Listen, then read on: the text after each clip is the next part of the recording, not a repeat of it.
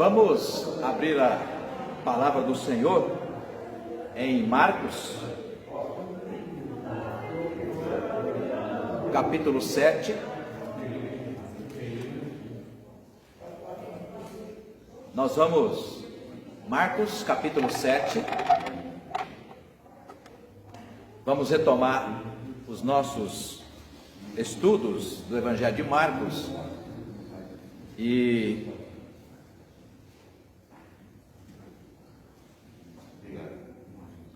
Marcos capítulo 7, do verso 1, a gente vai apenas ficar no primeiro bloco. É um capítulo um pouco extenso, 37 versículos, mas a gente vai se limitar hoje do verso 1 até o verso 23, até porque é uma história completa que está aí colocada na primeira parte do capítulo 7, tá? Como é do nosso hábito também, eu vou começar lendo aqui 2 ou 3 versículos e depois os irmãos e irmãs também, na sequência, podem fazer aí a leitura do trecho dos versículos que assim escolhi. Então, Marcos 7, do verso 1 até o verso 23. Uma história, irmãos e irmãs, muito interessante. A gente tem alguns desafios aqui de interpretação e, claro, a gente pode fazer comparação com o nosso tempo presente também com muita facilidade, né? Então vamos ler do verso 1 até o verso 23. Ora, reuniram-se a Jesus os fariseus e alguns escribas vindos de Jerusalém, e vendo que alguns dos discípulos dele comiam pão com as mãos impuras, isto é, ainda por lavar, pois os fariseus e todos os judeus, observando a tradição dos anciãos, não comem sem lavar cuidadosamente as mãos. Verso 4. Quando voltam da praça, não comem sem se aspergirem. E há muitas outras coisas que receberam para observar, como a lavagem de copos, jarros e vasos de metal. E declararam-nos os fariseus e os escribas: por que não andam os teus discípulos de conformidade com a tradição dos anciãos, mas comem com as mãos por lavar? Respondeu-lhes: bem profetizou Isaías a respeito de vós, hipócritas, como está escrito. Este povo honra-me com os lábios, mas o seu coração está longe de mim. E em vão me adoram, ensinando doutrinas que são preceitos de homens, negligenciando o mandato de Deus, guardai-se a tradição dos homens. E disse-lhes ainda: jeitosamente rejeitais o preceito de Deus para guardardes a vossa própria tradição. Pois Moisés disse: honra teu pai e a tua mãe, e quem maldisser a seu pai ou a sua mãe seja punido de morte. Vós, porém, dizeis: se um homem disser a seu pai ou a sua mãe, aquilo que poderias aproveitar de mim é corbã, isto é, oferta para o Senhor. 12. Então vos dispensar de fazer qualquer coisa em favor de seu pai ou de sua mãe, invalidando a palavra de Deus pela vossa própria tradição. E vós mesmos transmitiste e fazeis muitas outras coisas semelhantes. Convocando ele de novo, a multidão disse: ouviu-me todos que me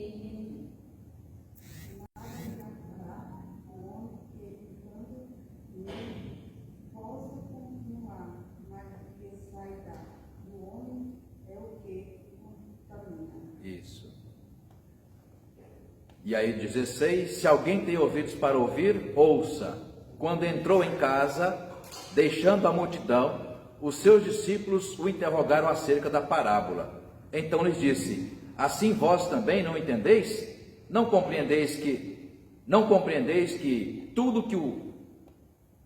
o que de fora entra no homem não pode contaminar, porque não lhe entra no coração, mas no ventre, e sai por lugar escuso? Vocês não podem compreender isso?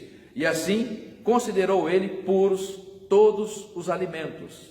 20. E dizia: o que sai do homem, isso é o que contamina.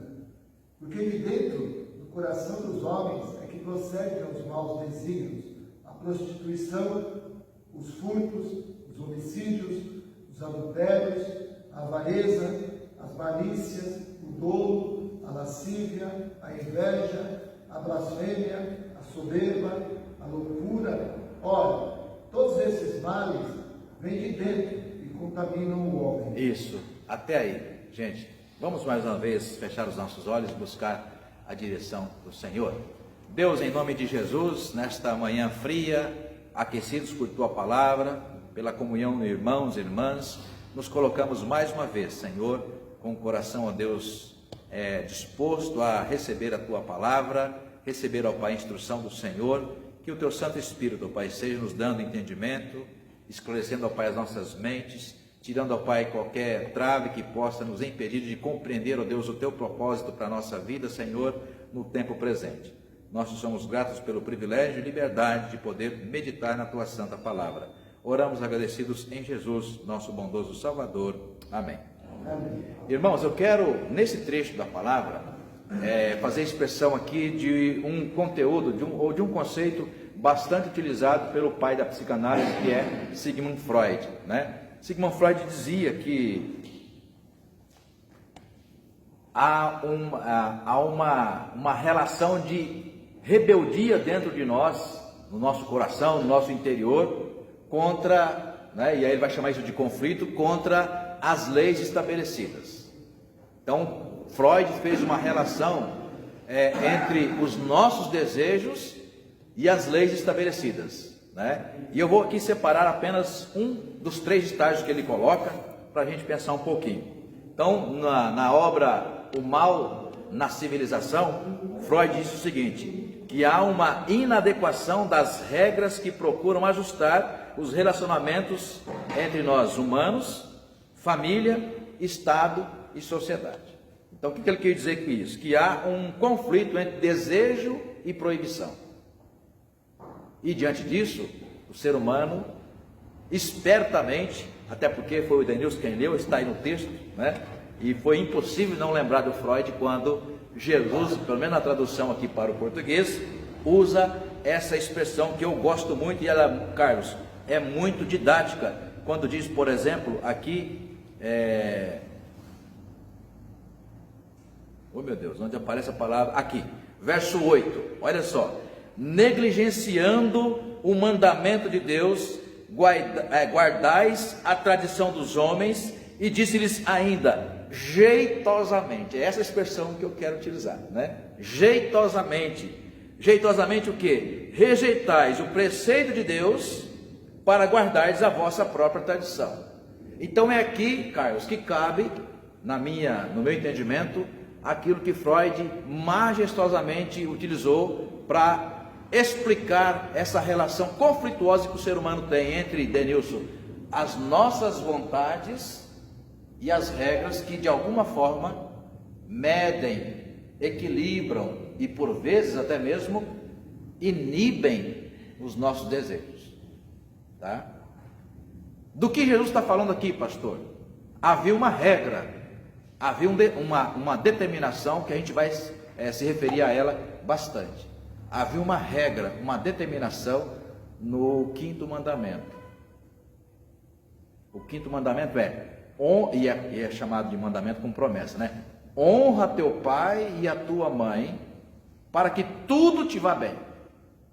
Então, em outras palavras, Deus está dizendo assim, olha, você quer ser bem sucedido na sua vida, em tudo que você intenta fazer, trabalho, profissão, lazer, né, bens materiais, ou seja, aquilo que você sonha em conquistar, né, os desejos que você tem na sua vida, os planos, os seus projetos, Deus diria assim para você ainda hoje, né? Então você quer realizá-los, você quer a minha ajuda, a minha bênção para você conquistar o que você deseja no seu coração? Então Deus coloca uma promessa, eu vou te ajudar a fazer isso, mas tem uma condição para você, honra pai e mãe. No contexto do capítulo 7, irmãos e irmãs, está exatamente esse diálogo que Jesus vai trazer de volta naquele momento, tá? Pastor, onde o senhor quer chegar? Bom, então Jesus está aqui no meio de uma multidão e aparecem algumas pessoas. Vamos para o texto para a gente perceber o cenário. Verso 1, olha só, Reuniram-se a Jesus os fariseus e alguns escribas vindos da onde?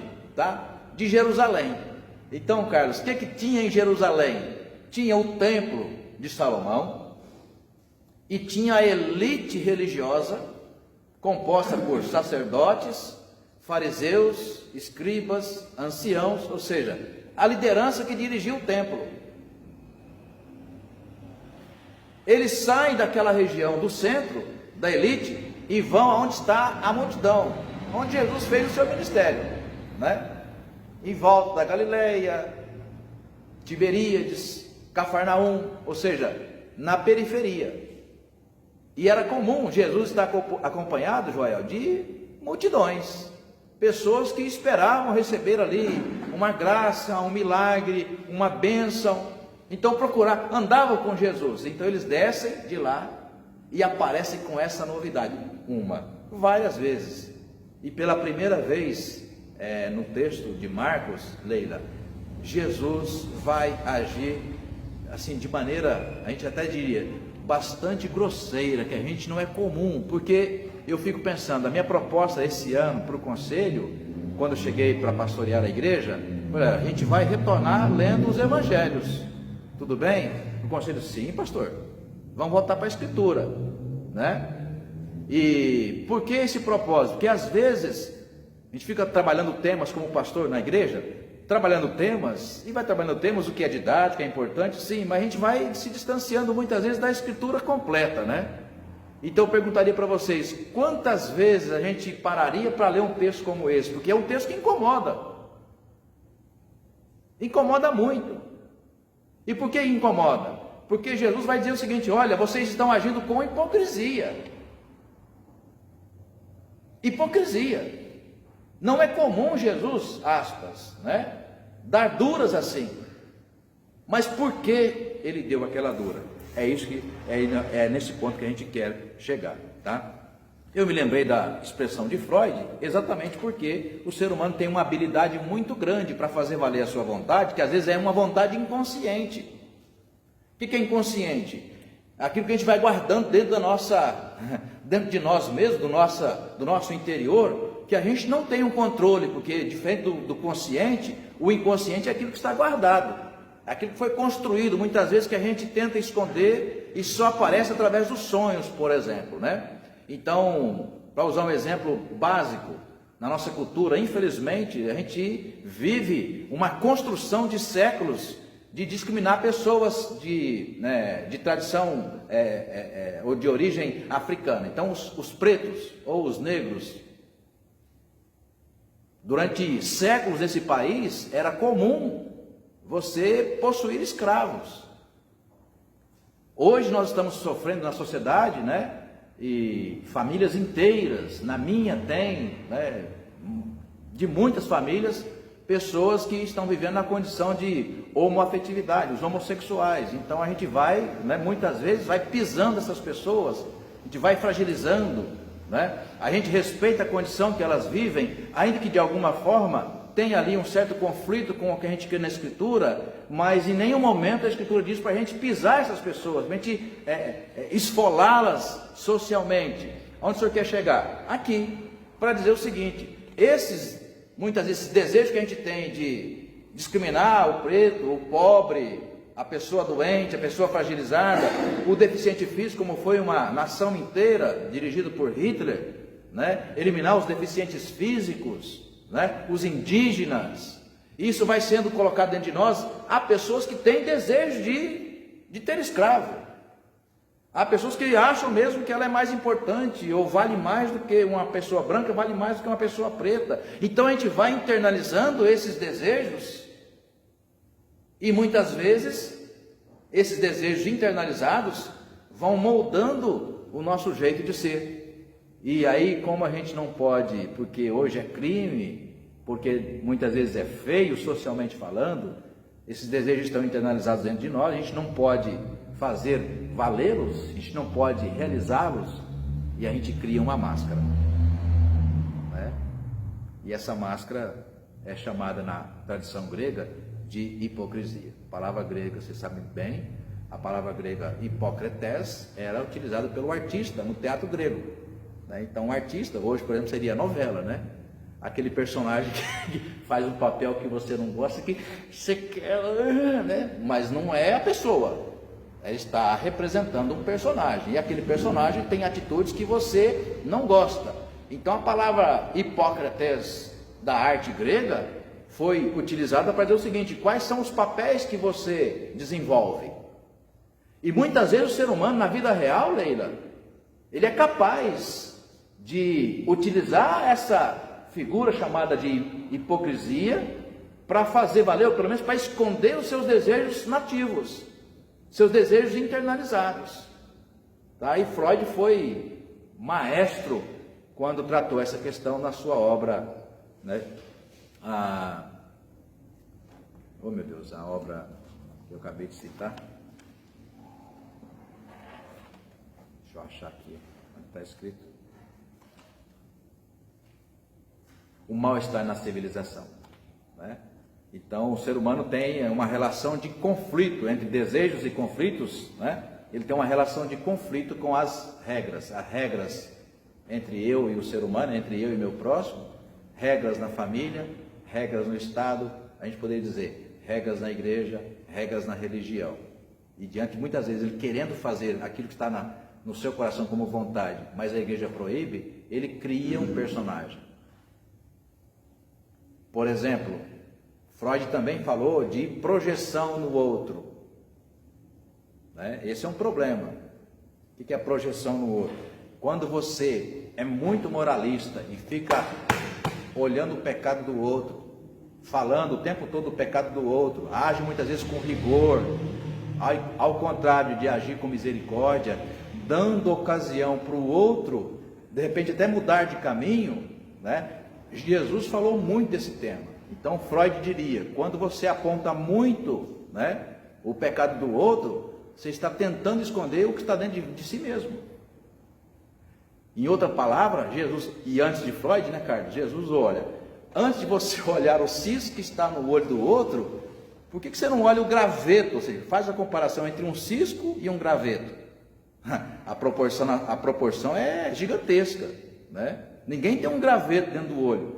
Jesus usa uma hipérbole, ou seja, ele exagera, Basti, para dizer o seguinte: olha, muito mais grave é o que está em você, e você está preocupado com o mínimo que está no outro. Então Freud vai chamar isso de o quê? De projeção, ou seja, você tenta julgar você mesmo inconscientemente no outro. E como é que você faz isso? Quando você esquece dos seus deveres, quando nós esquecemos dos nossos deveres, de lidar com os nossos desejos, muitas vezes antiéticos, internalizados dentro de nós, e a gente passa a criticar e julgar o desejo que está sendo realizado, ou a prática que está sendo realizada no outro. É disso que nós vamos falar aqui, tá certo? Pois bem, o que te chama atenção nesse diálogo de Jesus, aqui no capítulo 7? O que te chama atenção, se você tivesse que levantar a mão agora para falar? Pastor, o que me chama a atenção nesse texto é isso. Alguém quer compartilhar? Se não, vocês sabem, né? Eu abro a metralhadora aqui e vou atirando. Alguém quer compartilhar? O que te chama a atenção nesse trecho que nós lemos da palavra? Alguém quer falar? Marcos? Esse texto é conhecido do irmão? Te chama a atenção? O que te chama a atenção no texto? É o versículo 6, pastor. Versículo 6. Onde fala que o povo honra-me com os lábios, mas o coração está longe de mim. E a gente aplicando nos dias de hoje não é diferente. Muitas vezes não honramos ao nosso Deus com os lábios, nosso coração está longe. O verdadeiro sentido de adoração a Deus. Exatamente. É um dos textos, aliás, citado nos 3 evangelhos, né, para dizer que estava bastante presente no ministério de Jesus. Ele cita aqui o profeta Isaías, que falou do tema, criticando o povo judeu. Daqui a pouco a gente vai olhar o texto. Então Jesus fala assim: olha, o grande problema.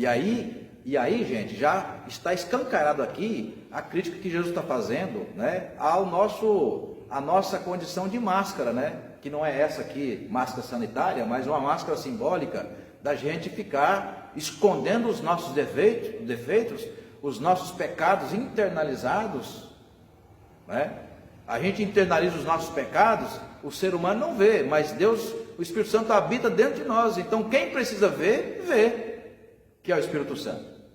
Então nós internalizamos os nossos desejos, que são muitas vezes antiéticos, imorais, nós os escondemos e passamos a olhar, Cícera, os defeitos e os pecados dos outros. Então Jesus coloca essa fala para dizer o seguinte: olha, né, vocês estão agindo com hipocrisia. E por que é hipocrisia? Porque vocês também estão me adorando.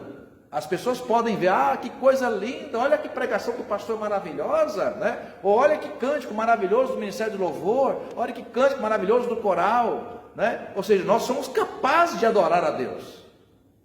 E as pessoas podem nos ouvir e ver adorar a Deus, né? Mas a questão que Jesus coloca para a gente pensar, né, Lídia, é o seguinte, né? Há uma harmonia, há uma comunhão entre os lábios e o coração? Jesus responderia, Vasti, nem sempre. Por isso ele vai citar o profeta Isaías: muitos me adoram de lábios, mas o coração mesmo, que é onde a gente aloja os nossos sentimentos, Joel, está longe de nós. E é isso que Jesus está aqui, no caso, cobrando. Aí você perguntaria, e por quê? Vamos olhar? Vamos. De novo aí comigo, capítulo 7, tá? Então vocês já viram, vamos tentar imaginar a cena, né? Sai daqui da igreja de Mauá, sai o pastor juntamente com o conselho e vai até a base. Vamos fazer visita aqui para algumas famílias. Mas então vai na periferia e começa a visitar as famílias. E nessa visita, de repente uma visita de exortação. Olha, família A, vocês estão fazendo assim, assim, assim, isso não está certo.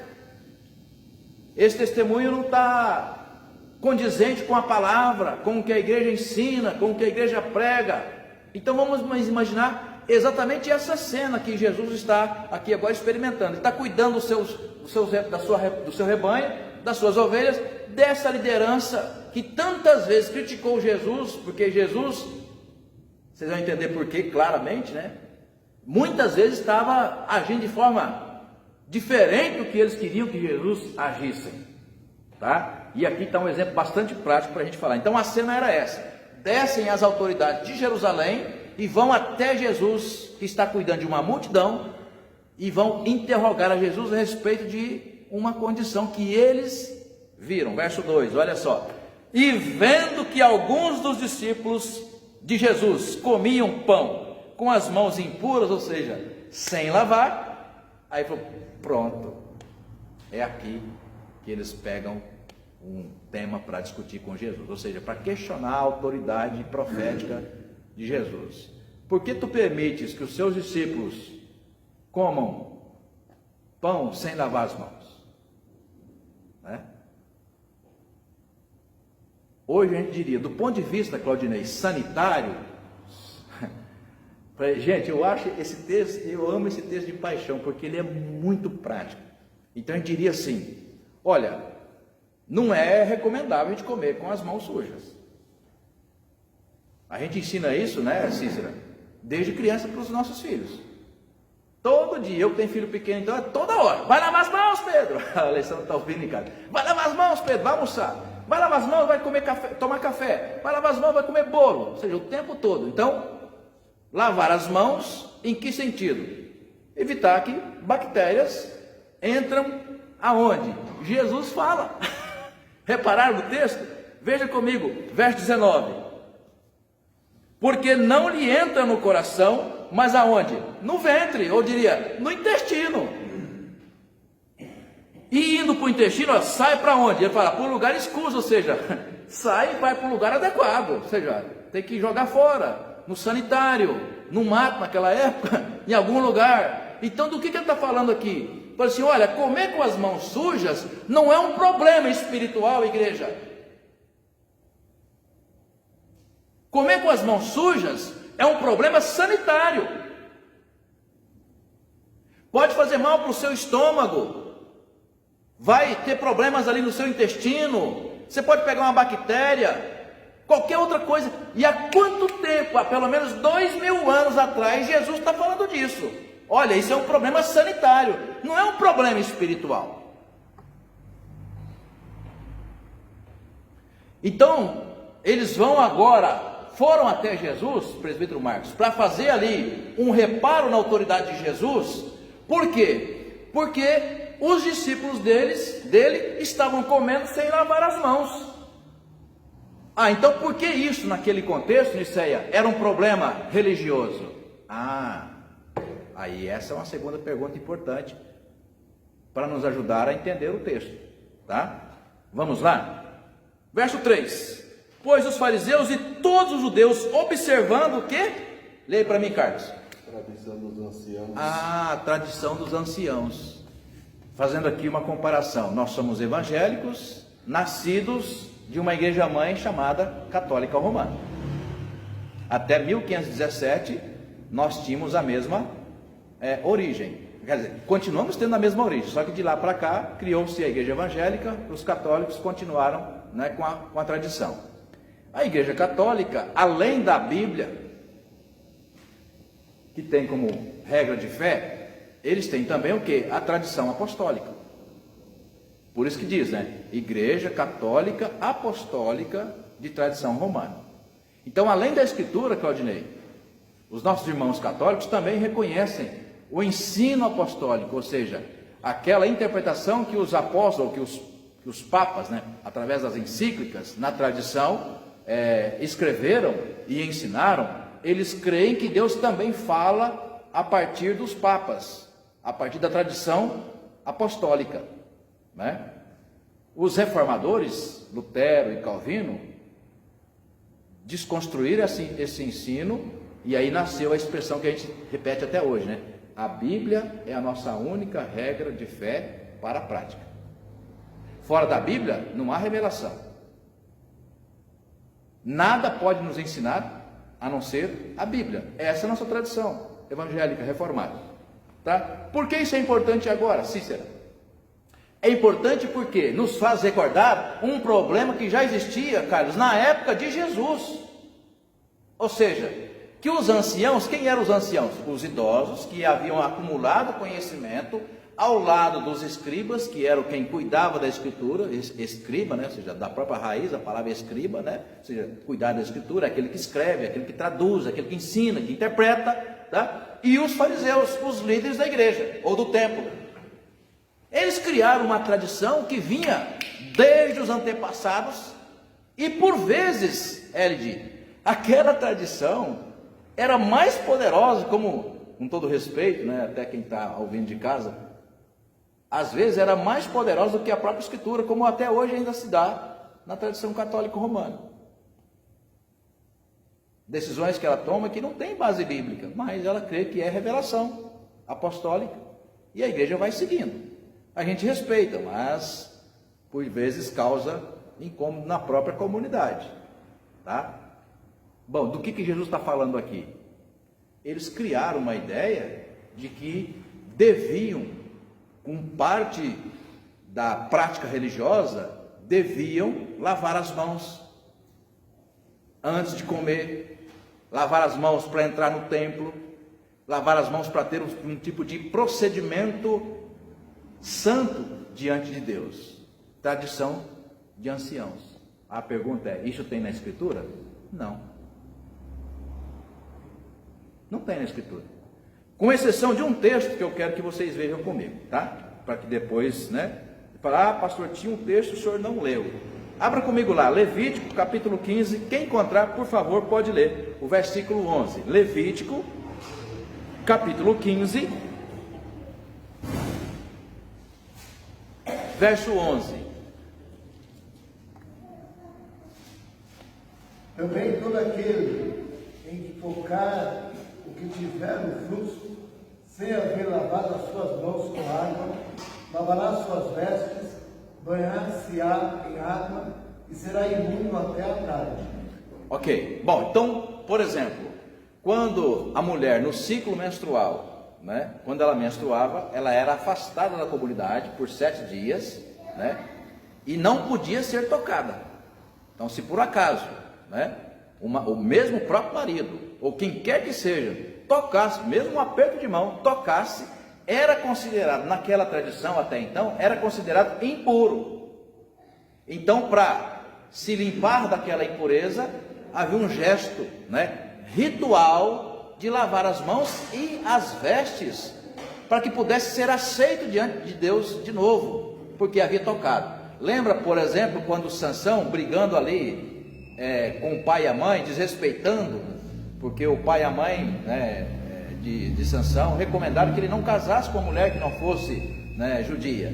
E aí ele de propósito vai e casa com uma mulher não judia, e também de repente ele vai lá, havia não sei se esqueci que animal que estava morto, ele de propósito ele vai lá, naquele animal morto, tinha ali um favo de mel, ele pega aquele favo de mel e leva para os seus pais. É um gesto de rebeldia. Por quê? Porque na tradição judaica havia o ensino de que você não podia tocar a mulher impura, a mulher menstruada, você não podia tocar em animal morto, toda aquela ideia de que, olha, isso é imundícia e você tem que se livrar disso. Então, naquele tempo havia esse ensino de que ao tocar em coisa impura, você se tornaria também impuro. Então a única exceção era essa: a mulher no ciclo menstrual e animais mortos. Agora, toda a ideia de lavar mãos, lavar objetos, está infinitamente presente no Antigo Testamento, dizendo respeito ao quê? As coisas do templo.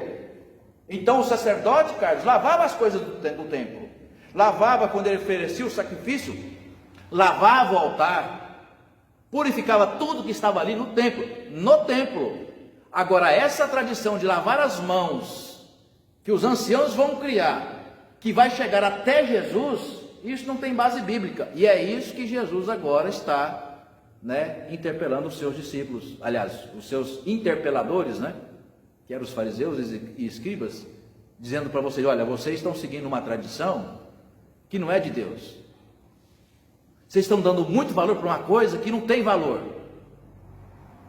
Aí ele vem com a exortação pesadíssima, e vocês usam uma coisa simples para medir a espiritualidade e a religiosidade do outro, e esquecem, aí vem Freud, esquecem as coisas muito mais graves que vocês estão fazendo escondidamente. E aí vai usar a expressão que você leu no texto, presbítero Denilson, que é a palavra corban. Alguém conhece? Alguém já se atentou para essa expressão que aparece aí? É disso que eu quero falar também, porque é onde está ali o conflito que Freud diria, Você, na relação de desejo, de vontade, você esconde os seus desejos conflituosos, e passa a gastar tempo com os desejos e ações do outro. Jesus diria: você está preocupado com o cisco no olho do outro, mas tem coisas graves na sua própria vida que você não está julgando, e está te trazendo problema, traz problema para si mesmo e também para as pessoas que estão no seu contexto familiar, Do que Jesus está falando? Veja só, vamos lá. Abra comigo, irmãos e irmãs. Vou pedir aqui, Denilson, Êxodo 20, verso 12. Niceia, Êxodo 24, verso 3. Élide, Deuteronômio 27, verso 16. Cícera, Isaías 21, verso 5. Claudinei, chegou a vez de você ler, hein? 2 Samuel 1, 21.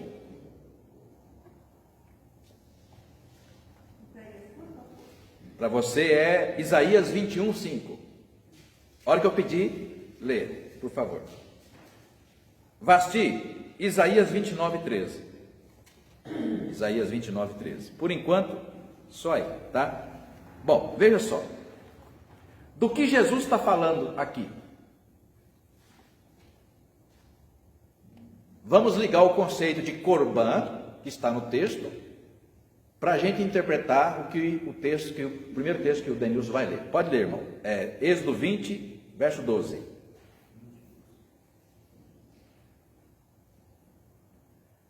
Honra teu pai e tua mãe, para que prolongue os teus dias na terra que o Senhor teu Deus te dá. Não, isso aí. Honra teu pai e tua mãe, né?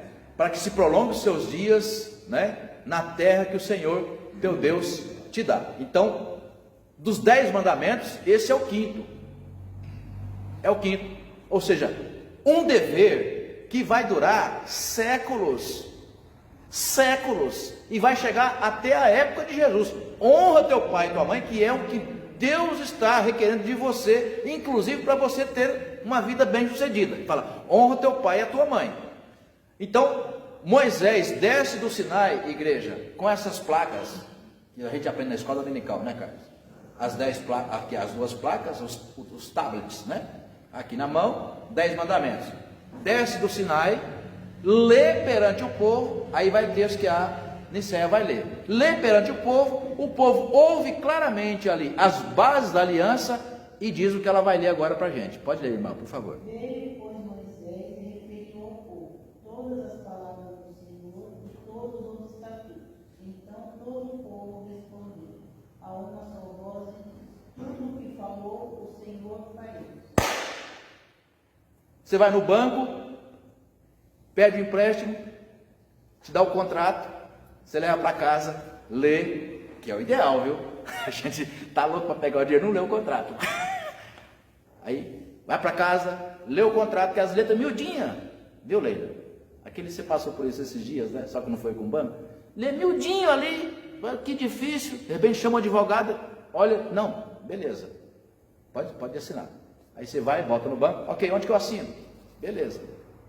Então, quando o povo ouve, Marcos, os termos da aliança, ele diz exatamente isso aí, ó, tudo que o Senhor falou, nós vamos cumprir. Ou seja, está ótimo, eu aceito o dever de honrar pai e mãe. Eu aceito o dever. Passa-se o tempo, os anciãos, a tradição, que é agora a mesma tradição que está lá dando carteirada em Jesus. Pera lá, os seus discípulos comem sem lavar as mãos. Que absurdo é isso? Isso é uma afronta, isso é uma abominação. Aí Jesus vai dizer, pera lá, vocês estão querendo ser mais santos? Seus hipócritas. Essa é a expressão que Jesus usa, verso 6 que o Marcos leu. Hipócritas. Por que hipócritas? Vocês estão preocupados com uma coisa tão simples, mas uma coisa muito mais grave, há séculos vocês estão fazendo. E aí vem a expressão do Corban. O que é o Corban? Gente, pasme. Os pais envelheciam, e para não ter que cuidar materialmente dos pais, sabe o que eu cito? O ser humano, olha, é terrível. Sabe o que eles faziam? Eles criaram o conceito de Corban. Corban é uma expressão hebraica que não foi traduzida, exatamente com essa função, de te fazer estudar para saber o que significa Corban.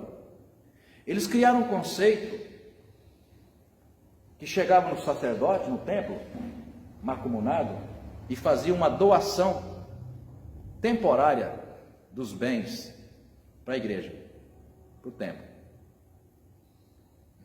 Por quê? Porque era um dever bancar financeiramente o pai e mãe. Era seu dever. Eles não podem mais trabalhar.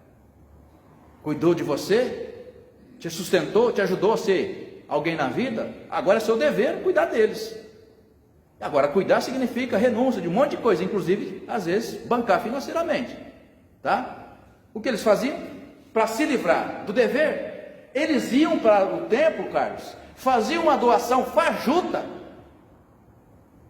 dos bens para o templo, para dizer o seguinte, olha, não, eu não tenho condição de bancar os meus pais. Os meus bens foram doados para a igreja, ou para o templo. E aí, mais tarde, quando os pais morriam, gente, isso é de uma sordidez. Eles iam lá e reaviam os seus bens. É isso que Jesus está dizendo para eles. Vocês são hipócritas de um nível insuportável. Insuportável. Vocês vão aqui, vocês estão preocupados com meus discípulos não lavam as mãos, e que o máximo que pode acontecer, cara, eles pegarem uma bactéria, mas isso o corpo vai eliminar no sanitário. Mas olha o que vocês fazem. Vocês são capazes de abandonar pai e mãe, que é um princípio da Escritura, sagrado. Vocês têm certeza que vocês estão achando que o problema está em não comer, aliás, comer sem lavar as mãos? Vocês têm certeza que vocês estão dizendo para mim? Bom, descumprir o quinto mandamento, irmãos, tinha essa tonalidade que a Elide vai ler aí para a gente ouvir. Deuteronômio 27, quem quiser acompanhar, Deuteronômio 27, versículo 16. Pode ler, irmão. Maldito aquele que desprezar o seu pai ou a sua mãe, e todo o povo virá amém. É duro, né? Bem mais tarde, Deuteronômio vai dizer, né? Maldito é aquele que desprezar pai e mãe, e o povo dirá amém. Significa o seguinte, olha, tem um monte de gente da família, da igreja, vendo isso claramente, e ninguém faz nada, porque dizer amém, ou seja, concorda. Então, maldito é aquele, né, que não honra pai e mãe, que não cuida do seu pai e da sua mãe, e tem um monte de gente da família, da igreja, da sociedade, sabe que você faz isso, ou que eu faço isso, e ninguém faz nada. Está tudo certo. Precisou, inclusive, gente, do Estado, no caso do Brasil, né? Do Estado brasileiro criar uma lei, aliás, várias leis, te obrigando ou nos obrigando a cuidar de pai e mãe. E não é só pai e mãe não, viu? Parente próximo. Doente, irmão, filho, pagar pensão, o irmão que está sem juízo. É meu sangue, é dever meu. Se alguém denunciar, eu posso ser preso. É obrigação minha. Ah, não me é mais útil, eu faço de conta. E vem, né? E vem para a igreja, bonito, canto, louva a Deus, mas em casa eu não estou cumprindo o elemento básico. E foram lá dizer para Jesus, cara, olha, seus discípulos não servem para ser discípulos não, viu? Tudo meia boca. Um povo impuro, olha aí, comendo sem lavar as mãos. Aí Jesus fala, para de hipocrisia. Coisa muito mais grave vocês estão fazendo há muito tempo, e ninguém fala nada, pois eu vou dizer. E Jesus fala. Em que bloco que ele fala? Vamos voltar lá para o capítulo 7 de Marcos? Gente, é muito duro. Jesus não alivia. Do verso 11 ao verso 13 é o que ele vai dizer, tá? Vós, porém, dizeis, se um homem disser a seu pai ou a sua mãe, aquilo que poderias, tá? No futuro, tá, gente?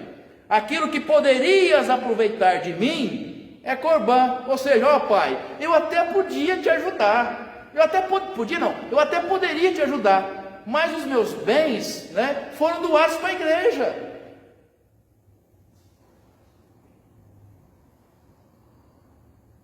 Verso 11. Isto é, oferta para o Senhor. Não posso, pai, te ajudar, sabe? Verso 12. Então o dispensais de fazer qualquer coisa em favor do pai e da mãe. Verso 13. Invalidando a palavra de Deus pela vossa própria tradição. Ou seja, o que vocês estão dizendo, descaradamente, ou a palavra que o Benilson leu, né? Jeitosamente, parece brasileiro, né? Jeitosamente, vocês estão colocando a palavra de vocês, a tradição de vocês, acima da palavra de Deus. Isso é um jeitinho brasileiro. Ah, sabe como é que é, né? Ah, não, mas eu ganho pouco.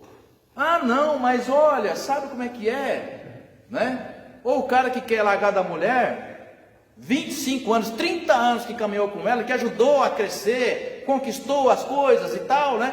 De repente ele está enamorado de outra, e ele começa num projeto de meio tempo, né? 5 anos, ele vai transferir dos bens, tá?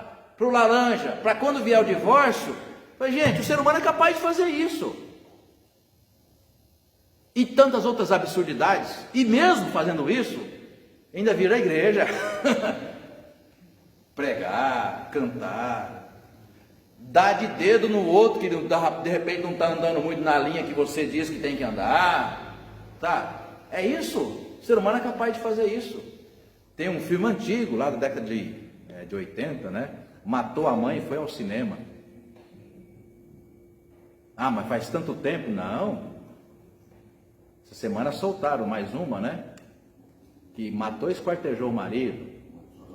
O ano passado, soltou a outra, que também matou pai e mãe. Isso não é antigo não, isso está sempre... Hã? E o quê? Vida livre. Vida livre. Não, a história dela vira um livro. Sim, entendi, porque de máscara atrapalha, né? E ainda vira livro, vira youtuber, ganha dinheiro com internet, né? Bom, na época de Jesus, a mesma coisa. E Jesus já chega, gente, chega, né? Então, vem a expressão que a gente conhece há tanto tempo, né? Freud explica mesmo. O ser humano, quando quer ser mal, como dizia uma professora que eu tive, que nunca esqueci, porque uma das melhores que tive, ela dizia, né? A religião, né, é o lugar de escondimento dos canalhas, né? Ou de esconderijo dos canalhas. Muitas vezes os canalhas usam a religião para esconder o seu lado, desculpa a expressão, gente, o seu lado podre. E por que podre? Porque Mateus 23 Jesus falou, sepulcro caiado. Sepulcro caiado, ou seja, passa aquela imagem de bom moço, né, de bom crente, mas por dentro está tudo podre. Só que com Jesus não cola, né? Com Jesus não cola. E é exatamente essa condição que ele vai agora dizer: vocês têm uma tradição humana, vocês estão querendo colocar no lugar da palavra de Deus. A palavra de Deus é honra pai e mãe. E não vem com essa desculpa de dizer que os seus bens foram doados para alguém, que coisa nenhuma. Doado coisa nenhuma. Na verdade, esconderijo. Vocês criaram laranja, aí dá essa expressão. Vocês criaram laranjas, estão escondendo laranjas para não fazer aquilo que é um mandamento sagrado, cuidar de pai e mãe, né? Uma coisa, né, básica da vida. Próximo texto, gente, Cícera, Isaías 21, versículo 5, só para mostrar a tese que eu coloquei aqui, é que a tradição que chegou até Jesus não tem base bíblica. As coisas que eram ungidas diziam respeito ao templo, ao sagrado no templo. Lavar a mão não era um ritual religioso, a não ser naquela condição que já coloquei aqui, quando tocava algo impuro. Mas fora isso, no dia a dia, não tinha essa de mostrar santidade lavando as mãos num ritual religioso. Não tinha isso. O que se fazia? Mais um texto. Pois se a mesa estende tapetes, come-se bebe, levantai vós, vossos príncipes, untai escudo. Isso. Então era comum numa guerra chamada de santa, né? Quando vai invadir para conquista, era comum também eles ungirem o escudo, ungir o escudo e ungir a espada para, né, na esperança de obter vitória. Então isso tem base bíblica. Ungir o escudo, ungir a espada. Mas de novo, você não vai encontrar um texto dizendo que fazia parte de um conceito de busca de santidade você lavar as mãos antes da refeição. Jesus está certo. Você vai ter um problema fisiológico, espiritual não. Próximo, 2 Samuel, Claudinei. 2 Samuel, Claudinei, chegou a época, hein? O dia, hein? 2 Samuel 1, 21, deixa eu ver que hora que é. Ainda tenho 10 minutos. Pode ser, irmão. Montes de Gilboa não cai sobre vós nem orvalho nem chuva, nem haja em campos que produzam ofertas, pois neles foi profanado o escudo dos valentes, o escudo de Saul, que jamais será ungido por homem. Então, diante de um pecado, olha, o escudo de Saul jamais será ungido com óleo, porque no contexto você vai perceber que Saul, infelizmente, havia, né, como se diz, trocado os pés pelas mãos, né? Fugiu da presença de Deus. Então pode ungir escudo, pode ungir espada, de mal de Deus você não vai conseguir nada. Não adianta você fazer o ritual, né, que é ungir o escudo, ungir a espada, se o coração... Aí o contexto que a gente vai ler agora, que é o que a Vassi vai ler, é exatamente isso. Não adianta você ungir o escudo, ungir a espada, se o seu coração está podre. Então não adianta. Pode ungir o escudo quando você quiser, a espada quando você quiser. Se o seu coração não é fiel diante de Deus, você vai por conta própria. É isso que significa a palavra maldição. Maldição não é Deus tornar a sua vida um problema. Não, sem Deus a sua vida já é um problema.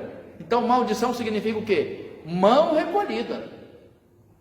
Bênção é o quê? Mão estendida. Leila? Você está debaixo da proteção do Senhor, a mão do Senhor está sobre você. O que é maldição? Não é Deus tornar a sua vida ruim, não. Maldição é Deus tirar a mão e aí você vai por conta própria. E por conta própria já é ruim. Você está por conta própria. Vasti, irmã, pode ler. Isaías 29, verso 13. O Senhor diz: viste esse povo que você com a sua boca e com os seus lábios me honra, mas o seu coração está longe de mim, e o seu temor para comigo consiste só em mandamentos de homens, que maquinalmente aprenderam. Bom, jeitosamente, né? Jesus fala em Lucas, em Marcos. Agora, de novo, o profeta usa outro termo, né? Maquinalmente. Então, máquina é o que? Não tem sentimento, né? Máquina não tem sentimento. Nem mesmo a Heidelberg, né? Máquina extraordinária, lá do século XVI, quando foi criada. Na verdade, século XV, foi 1483, se enganado não estiver, quando... como é que é o nome lá de quem criou a máquina? Gutenberg. Criou a máquina de imprensa, né? Primeira máquina de fazer impressão. Então, por mais extraordinária que seja a tradição alemã de fazer máquina, né, gráfica, ela não tem sentimento. Assim, ô meu patrão, como eu te amo, né, como eu gosto de você. Olha, cuida bem de mim que eu te ajudei a ficar rico. Não, máquina. Então, quando ele fala assim, a expressão maquinalmente as pessoas eram capazes, né, de cumprir rituais, né, mecanicamente. É o mesmo profeta que vai dizer: é impressionante a cara de pau de você, Israel, de que está com as mãos cheias de sangue, vir aqui e me oferecer manjares, me oferecer sacrifício. Aí, capítulo 1 de Isaías, né, quando ele fala: quando vocês aparecem com essa solenidade, né, eu escondo o rosto de vocês. Ou seja, é pesadíssima a crítica que o texto está fazendo, porque as mãos sujas significa o quê? Vocês mataram gente inocente. As viúvas de posse, né, os homens que, as famílias de posse, quando morria o homem, que era o líder da terra, o dono da terra, né, passava para quem? A herança? Para a esposa, para cuidar dos filhos, e eram muitos. Iam esses crentes prestar auxílio para a viúva, Nicéia, e surrupiava a terra. E depois ia lá, bonito, ia lá no templo, né? Oh, louvado seja Deus, louvado seja o Senhor. Colava isso com um monte de gente. Com Jesus não cola. E é por isso que ele vai falar ali com dureza, né? Fazendo menção a esse texto. Vamos terminar? Vamos colar, falando em colar, né? Marcos 7, 14 e 15. Vamos colar esse texto com Mateus 23, 13, que a gente vai ler já, tá? Enquanto isso, vou pedir para o Carlos encontrar para mim, por favor, Jeremias 17, 9, deixa uma marca aí, simultaneamente abra também Apocalipse 2, 23, tá? Vamos lá, Marcos capítulo 7, verso 14, verso 15, vamos terminar com esse último bloco aqui. Olha só, Marcos 7, verso 14, verso 15. Convocando ele, no caso Jesus, né? Convocando Jesus de novo à multidão, disse-lhes: ouvi-me todos e atendei. O que? Nada há fora do homem que entrando nele o possa contaminar, mas o que sai do homem, esse é o que contamina. Presta atenção aqui, irmãos, olha só. Quem que foi dizer para Jesus que ele estava errado em aceitar que os discípulos dele fizessem aquilo, comendo com as mãos sujas? Desce o povo de Jerusalém, as autoridades, anciãos, escribas e fariseus, vão até um grupo pequeno, elite, liderança, vai até Jesus e fala assim: seus discípulos aqui estão cometendo pecado, viu? Eles estão aqui vivendo uma vida impura, porque estão comendo sem lavar as mãos, tá? Quando eles vão dizer isso, eles encontram Jesus com a multidão. Sabe o que faz Jesus agora? Né? Dispensa aqueles caras, vocês são uns hipócritas, coisa muito mais grave vocês estão fazendo, vocês não fazem, vocês estão oprimindo o povo. Sabe o que Jesus faz agora?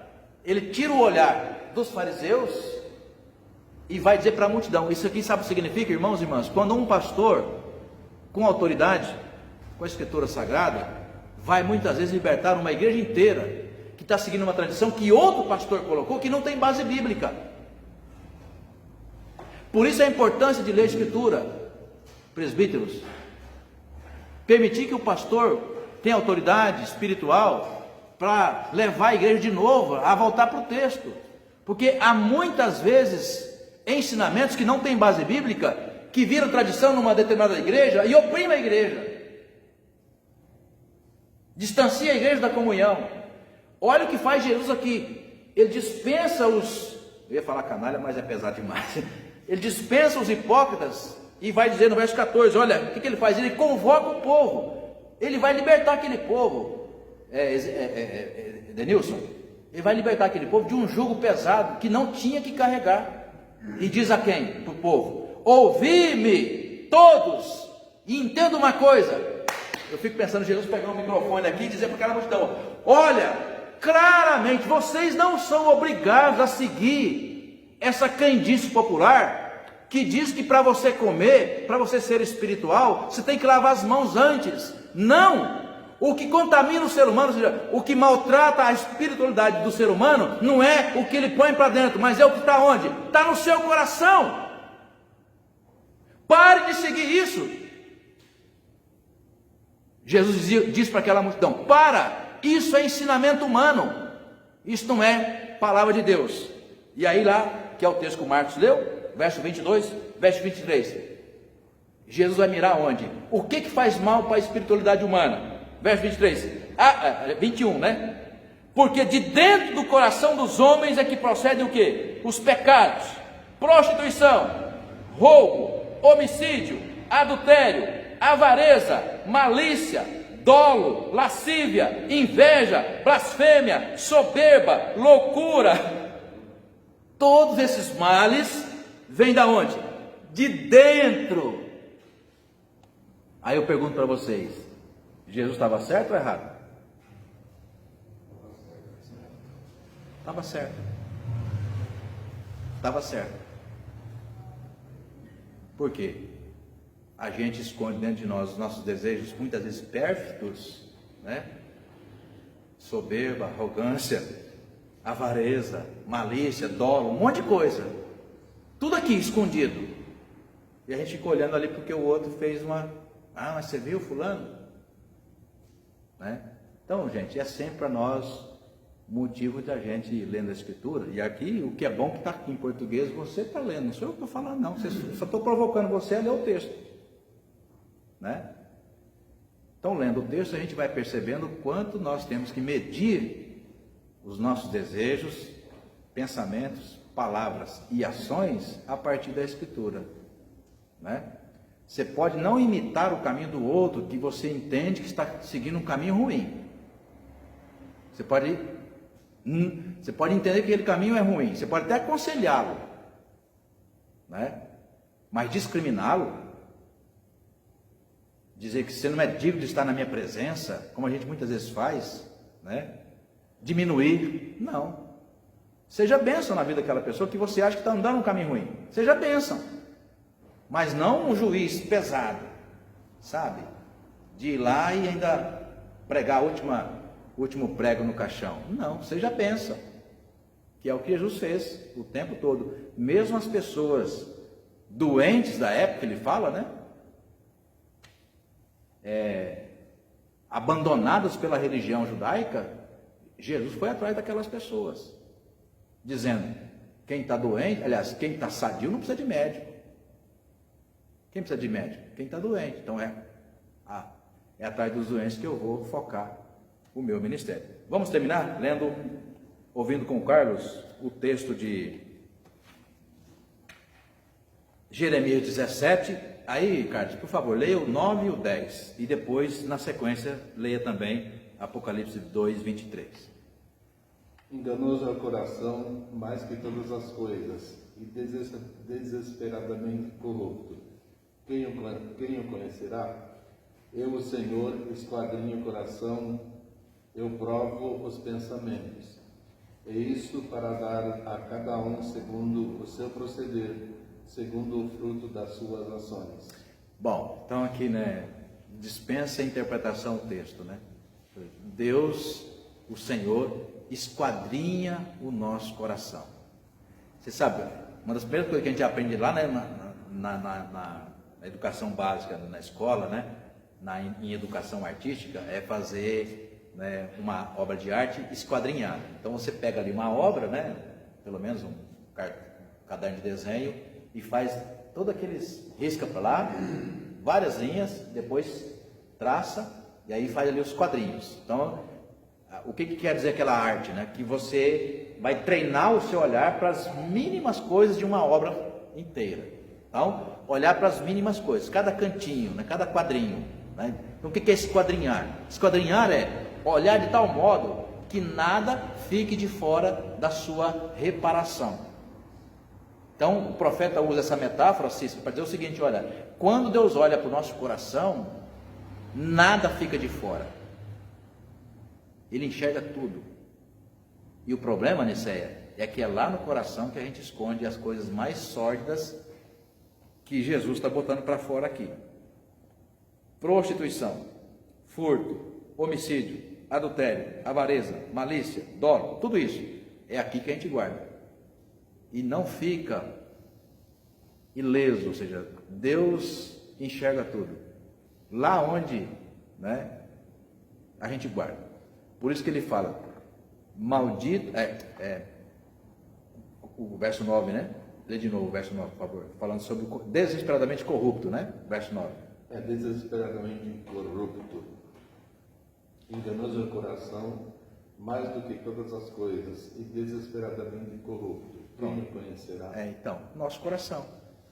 E às vezes, de forma jeitosa, Denilson, falar o que você leu, né? De forma jeitosa, a gente bota uma capa nesse coração, como se fosse possível. A gente esconde aqui e fica olhando lá o cisquinho no outro, né? Deus esquadrinha e fala assim, ó, não dá, cara. Preocupe-se com você primeiro, tá? Vê Apocalipse 22, aliás, 2:22, por favor. 2:22. Não, 22 não, 23. Matarei os seus filhos e todas as igrejas conhecerão que eu sou aquele que sonda mentes e corações, e vos darei a cada um segundo as nossas obras. Ou seja, então, desde o Antigo Testamento até o último texto, onde Deus vai dizer assim, olha, quando ele fala matarei os vossos filhos, né, a expressão pesada para dizer o seguinte, olha, aqueles que estão pervertendo o templo, né, eles serão colocados para fora. Os hipócritas, os corruptos, os falsos crentes, né? Em algum tempo Deus vai tirar, vai limpar tudo isso. O contexto está falando de Jezabel, né, que era uma figura, né, de gente impura, sendo líder na igreja. Vocês estão suportando gente assim, gente que não tem nenhuma autoridade espiritual, não tem nem autoridade moral, e é líder na igreja de vocês. Assim, ó, vai chegar um tempo, Deus vai limpar tudo isso. Por quê? Porque eu esquadrinho o coração, eu conheço o coração. Vocês escondem das pessoas, mas de mim não. É isso que Deus está dizendo, né? E como é que nós aprendemos com isso, irmãos? O que nós aprendemos com isso, né? Que a gente tem que julgar o outro. A gente tem que julgar o outro quando o que o outro está fazendo está prejudicando a comunhão, o bem-estar da família. Aí não é uma opção nossa de a gente, né, julgar ou não julgar. Não, tem que julgar. Porque Jesus também falou que um pouco de fermento leveda toda a massa. Então, na igreja, na casa, na sociedade, alguns maus praticados precisam ser impedidos. E aí existem os meios para isso, a justiça, na igreja, o conselho, na família, a autoridade do pai, a autoridade da mãe, do casal. Claro, mas há uma diferença entre impedir o mal que está sendo praticado, porque às vezes na atitude de um, toda a casa pode vir a perecer. Mas há uma distância entre impedir o mal praticado e você muitas vezes religiosamente ficar apontando o dedo para o outro, como se a gente não tivesse, né, um coração também sujeito aos males e pecados e sentimentos ruins, que a gente precisa administrá-los constantemente, por conta então dessa relação de conflito, né, entre os meus desejos e aquilo que pode ser feito, falado ou pensado. Gente, vamos terminar? Alguém quer completar algo que ficou de repente aí Pode falar, Eu Cláudio. sou no começo sobre discriminação, tá? Eu acredito que homossexuais na igreja, né, a gente discrimina. Não tem que. E eu acho que também não é viável. Né? O que é que o senhor acha? Bom, quando o Supremo Tribunal Federal no Brasil, né? Vamos falar do Brasil porque em outros países tem decisões diferentes. Quando o Supremo Tribunal Federal legislou sobre o tema, em parte ele permitiu que a igreja, dentro dos seus arredores, continue ensinando o que ela crê ser a Escritura. Então, por exemplo, a igreja tem liberdade dentro do seu espaço sagrado de dizer que o casamento é entre um homem e uma mulher. A igreja, dentro do seu espaço sagrado, tem liberdade de dizer que ela não reconhece isso como um modelo cristão de família, dentro da igreja. Agora, lá fora, onde prevalece o quê? Os direitos humanos, se eu agir lá fora com discriminação, eu posso ser preso, inclusive, né, posso ser processado, inclusive preso. Então, aqui dentro do texto, a gente não pode aceitar esse tipo de coisa. Não, aí não pode aceitar como ensino. Ó, tá certinho, irmão, ó, não pode aceitar como ensino, mas não impedir que essa pessoa que está em tal condição ouça o evangelho, participe do templo, ouça a palavra, porque pode ser que, inclusive, que é o que nos alcançou, que é a palavra, alcance também a pessoa. Então, aí, o conceito de discriminar significa, né, ter alguma cautela, não ensinar aquilo como algo correto, ou algo que a gente crê. Há uma distância, Claudio. Exatamente. E aí é aquela história de, né, agora o pastor pode ser, a pastora pode ser, né, o presbítero, o membro da igreja, ministro de louvor. Bom, então nós temos um direito bíblico, inclusive jurídico, de dentro do espaço da igreja, a gente continuar preservando aquilo que nós cremos ser o modelo adequado, né? Mas sem impedir que as pessoas tenham acesso. Mas na prática, irmão, na prática, eu já pastor há muitos anos, o que eu já ouvi, as frases feitas, né? Teve um que disse: eu não acredito em ex-homossexual, ex-viciado, ex-prostituta. Ele foi colocando. Um dia na escola dominical a pessoa falou isso. Eu falei: então, irmão, você está no lugar errado. Porque Jesus acredita em todos esses ex. Aliás, todos nós tivemos um ex, né? Que é quando, enquanto nós não fomos transformados pela palavra, a gente tinha um ex. Que era esse? O ex, aquela natureza que Paulo vai dizer em Efésios 2:1, né? Que a gente caminhava para o inferno mesmo, porque Jesus não tinha intervido, ou antes dele intervir, não sei qual é a conjugação do verbo, antes dele intervir na nossa vida, a gente caminhava para o quê? Para o pecado, para a morte mesmo. Aí, quando ele interveio, aí acontece o quê? Agora nós sabemos o que é a luz e caminhamos sob a direção dela, procurando andar de acordo com o propósito.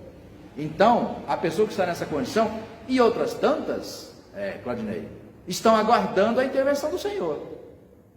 E pode ser que num culto como esse, que ela veio à igreja, que foi acolhida pela igreja, pode ser que aconteça. O problema é que muitas vezes nem acolher a gente quer, né? Então aí a fala do irmão é correta. Não temos mesmo que, para cumprir o que está na Escritura, não temos mesmo que seguir nessa direção, né? E aqui dentro, lá fora, respeito, né? Respeito. Inclusive se elas acharem que devem montar, que é o que acontece, né? De montar a igreja, de fazer, ou seja, não é a sua, é a sua igreja? Não, não é. Mas então, respeito. Até porque o Estado brasileiro permite, né? Lá no centro de São Paulo tem, aliás, está espalhando pelo Brasil afora, né? Igrejas que estão tipicamente sendo construídas a partir dessa temática, né? Que a gente respeita, só é diferente, né? Mas o Estado brasileiro permite, até porque a Bíblia não pertence a uma igreja, né? A Bíblia é um livro do povo, e interpreta quem achar que deve interpretar do jeito que interpreta, né? Pegando o gancho do Claudinei, eu conheço uma pessoa que ela era homossexual, era de uma denominação, a qual eu vou falar para não causar constrangimento, e, por sinal, eu tenho uma amizade, porque eu acho que Deus não ama o pecado, mas o pecador, né? Então ele vai continuar sendo eu também. saiu da igreja que ele Frequentava. frequentava, porque descobriram, né, o caso dele, mas ele queria cargo. Aí, beleza. Ele frequentava a igreja, todo mundo aceitou, aí quando ele teve um cargo e veio à tona, o conselho da igreja chamou ele, exortou com amor, falando que não estava dentro dos princípios da palavra e tal. E causou um problema nessa igreja, na época. E ele ficou magoado, chateado, porque ele falou que se Deus é amor, tinha que aceitar ele daquela forma. Aham. E aí o pastor do conselho conversou com ele, e até acabei, eu não era da igreja, mas acabei sendo chamada para, porque tem amizade, conversar e tentar conversar com ele. Aham. A amizade continua a mesma comigo, né? Mas ele saiu da igreja, hoje está indo numa igreja que diz que é uma igreja evangélica de homossexuais, Sim. onde pastores são homossexuais, Que é o que eu formada falo. no centro, em São Paulo. É, lá na Santa Cecília. E diz que essa igreja é aceita por Deus, cada um crê naquilo que lhe convém, né? E só que assim, na igreja que ele saiu, teve esse problema que o Claudinei falou, porque uns acreditavam que sim, ele poderia estar, e é o que eu acho, ele não poderia, ele deveria estar dentro da igreja, para ouvir e permitir o Espírito Santo viesse a tocar e trazer uma conversão, se fosse da vontade do Senhor. Daí ele ter um ministério e uma liderança, aí já é outros 500. Né? Pois é. Então, vai muito de... E é sempre um tema polêmico, né? Porque é o tema da vez, né? Mas, assim, ainda que a gente deva seguir mesmo na direção do que é, até porque a IPI do Brasil, em 2011, já se manifestou sobre o tema, né? Inclusive, eu fui o relator da comissão que escreveu o texto sobre a opinião da IPI do Brasil sobre a homossexualidade.